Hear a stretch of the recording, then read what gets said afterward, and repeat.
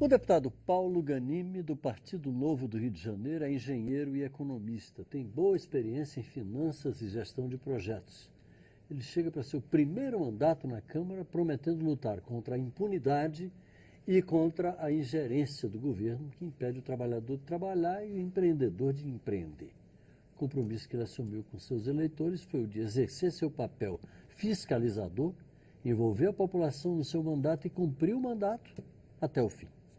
O deputado Paulo Ganimi está aqui com a gente nesta edição do Palavra Aberta. Deputado, seja bem-vindo à TV Câmara.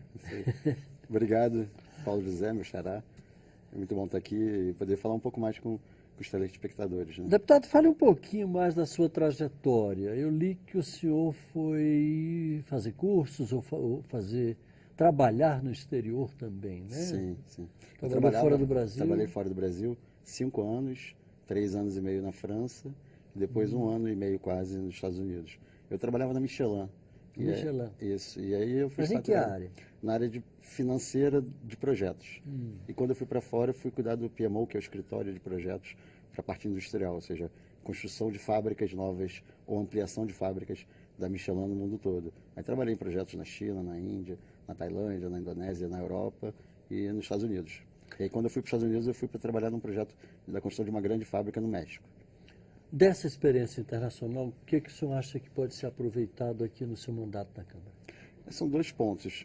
Um é conhecer culturas diferentes, saber lidar com elas. Aqui a gente tem isso numa outra esfera, claro, lá era mundial, aqui é nacional, mas saber lidar com pessoas diferentes é algo muito interessante e importante para estar aqui na Câmara. E o segundo ponto, eu acho que é a questão de você fazer política também. Apesar da política empresarial ser diferente da nossa política daqui, mas eu tive que fazer muita política, até porque eu trabalhava numa área nova e que muita gente da empresa não queria, e eu tinha que convencer todos da importância daquilo. Então era também uma forma de fazer política.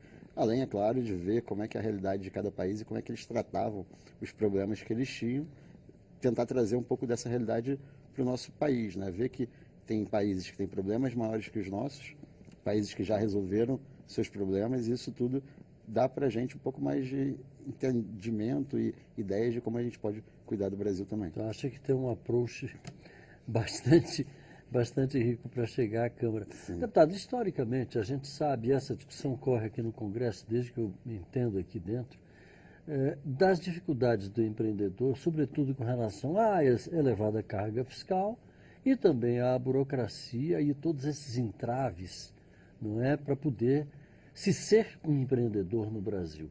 Como é que o senhor pretende contribuir para diminuir esse cipoal burocrático e também essa carga fiscal e facilitar a vida de quem quer empreender no Brasil? Perfeito. Acho que são 2 temas fundamentais, a burocracia e a reforma tributária. A reforma tributária, ela não tem só o objetivo de diminuir a carga tributária, ela tem também o objetivo de simplificar a vida do empreendedor, porque hoje é muito complexo. A gente tem uma quantidade variada de tributos, impostos de maneira geral, e a gente precisa resolver isso, né? A reforma tributária, que hoje é a principal proposta, né, da implantação do Imposto sobre o Valor Agregado, o IVA, que você unifica os principais impostos num imposto único, entre aspas, para simplificar justamente o trabalho do empreendedor, do empresário de maneira geral. Hoje, segundo rankings como do InBusiness, a gente gasta muito tempo com o processo tributário. Então a gente não está falando só de quanto o empreendedor, o empresário paga, mas também quanto ele gasta para conseguir fazer toda a aferição dele. Então acho que isso é fundamental. E na burocracia, a gente já está resolvendo isso com a reforma tributária,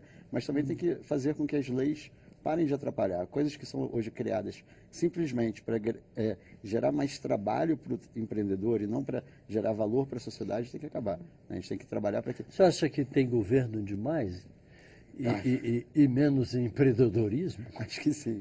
Acho que o governo, a gente tem às vezes umas discussões sobre Estado mínimo. Eu nem gosto desse conceito de Estado mínimo, mas acho que um governo enxuto, adequado para a nossa realidade, em que ele vai estar ali só para onde ele pode de fato agregar valor, e aonde a empresa ou a pessoa física não pode cumprir com aquele papel, ok, mas onde a empresa ou a pessoa física pode cumprir com o seu papel, a gente não precisa do Estado influenciando ou atrapalhando que isso seja feito, né? Então, por isso que eu falo muito, né? Deixar o empreendedor, o empresário poder empreender, gerar riqueza e o trabalhador trabalhar. E aí, um ponto também, né? A reforma trabalhista, né? Que também a gente teve uma reforma trabalhista recentemente, que já foi um avanço, mas eu acho que no médio prazo a gente precisa de aperfeiçoamento. Precisa de aperfeiçoamento. Um outro tema que é pouco falado, mas eu fico feliz que o futuro presidente do Banco Central, né, o Roberto Campos Neto, tem tocado, é como é que a gente consegue reduzir de forma estrutural os nossos juros. A taxa de juros no Brasil é muito elevada. Não é Selic, isso é só um ponto da estrutura, só uma partezinha. É um conjunto. Isso, é um conjunto de... A gente tem aí para aprovar na Câmara, espero que a gente consiga aprovar bem em breve, a questão do cadastro positivo de crédito, que é algo simples. Isso também já vem rolando há muito tempo, já se tentou várias vezes, não se teve sucesso. A gente já aprovou, já está em funcionamento, já existe a possibilidade do cadastro positivo, só que ele é opcional, a pessoa opta por aderir.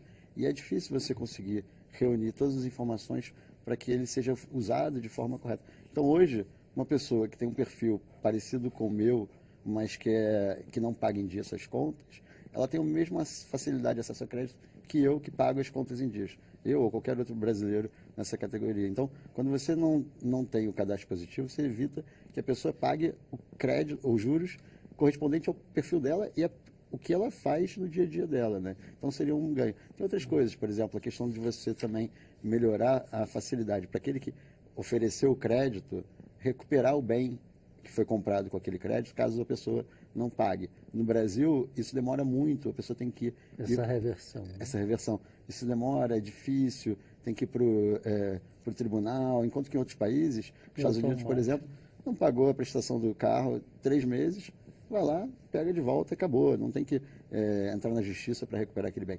Isso gera desconfiança, né, para que aquela pessoa que quer emprestar o dinheiro empreste. Então, isso faz com que a carga seja maior. E aí, outro ponto que é fundamental também é a reforma da Previdência. A reforma da Previdência, ela impacta vários pontos da nossa economia, mas uma delas também é o crédito, porque ela garante o ajuste fiscal. Quanto melhor o ajuste fiscal, mais fácil, mais dinheiro tem circulando na economia, menos o Estado usa o crédito disponível e com isso a gente consegue também reduzir os juros. Então, são vários elementos, só se tem alguns poucos que a gente precisa atacar nesses primeiros meses e anos de mandato para que a gente consiga melhorar a economia do Brasil como um todo. Eu falei no início, na abertura, que o senhor também se propõe a lutar contra a impunidade. Sem dúvida. Por quê? Não vi nenhuma menção no material que recebi de lutar contra a corrupção, que eu acredito que já esteja no piloto automático. Sim. Isso daí já não precisa mais nem falar. Mas e por que esse foco muito claro aqui na impunidade? Porque a impunidade ela ataca dois dos maiores problemas hoje do Brasil: a corrupção e a falta de segurança.